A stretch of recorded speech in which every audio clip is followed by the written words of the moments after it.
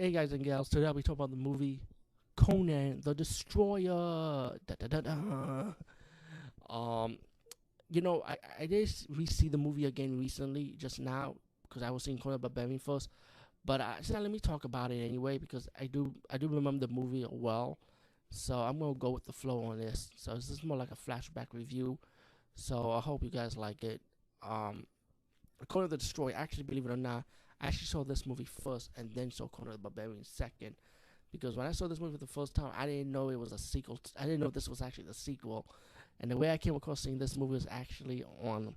I went to a trip in Virginia Beach with my family back in the days, and they had cable TV, and also, of course, a la HBO had Conan the Destroyer. I'm like, what movie I'm watching? I'm like, oh shit, this is a badass shit going on. We got some horses, some sand, and I'm like, something's got Arnold Conan like praying to the grave. And when I saw the first Conan the Barbarian, that's when I realized what the grave was. I'm like, oh, that's Valeria's grave.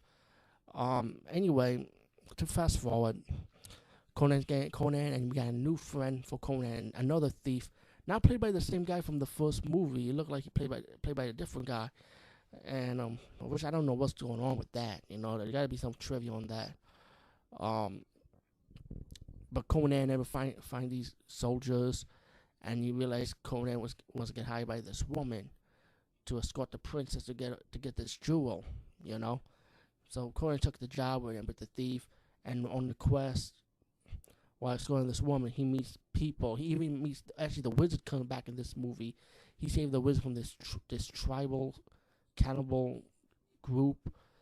He even met a Zulu woman played by Grace Jones. Listen, guys, I'm gonna say Grace Jones is hot. I know a lot of people is not Grace. A lot of people don't think Grace Jones is hot. To me, hey, you know me. I love all kinds of women. I love all kinds. Well, I'm bi, but black women are beautiful, man. I don't care what anybody says. Black women are gorgeous, and tall Grace Jones, black, beautiful woman, warrior woman. I love that. I love that look. I love that attitude. Nothing wrong with that. Badass Grace Jones. A View to a Kill Grace Jones too. I like that also. Vamps Grace Jones. See those three movies. You'll love Grace Jones. So, I love her character. She played like a warrior woman. She was tough. She played her character well. So to fast forward, you got Conan and these group of misfits that he meets up with, and of course you got the princess, but the bodyguard who has to go with her on the quest, which is kind of like a setup to fast forward. Little spoiler there, but so they come across obstacles fighting an evil wizard, which kidnaps the princess, which is a very cool scene. He fights like this old wizard. And he turns into a big giant lizard monster beast when you see the mirror reflection, and that's an awesome scene. I love the music soundtrack on that scene too, by the way. And they come across getting the horn, which the princess will have to get, and to fight the leader and his army who protects the horn, another sorcerer, and how they have to battle him. And then spoilers or spoilers, but um, it does have a twist because the woman want the princess to get the horn for her, so she can rescue the beast and sacrifice her, so she can have the kingdom for herself. So she pretty much used Conan just to help out the quest, and the bodyguard once that scene have them escaping. Will Chamberlain's character kind of betrayed Conan, and so he could be trapped in the cave and stuff. And then he took the princess away back to the kingdom. And Conan realized, you know what, we got screwed. So they go back to the kingdom to save the princess and to stop the bodyguard, and stop the evil woman, now the evil sorceress woman, I would say, that want the kingdom for herself.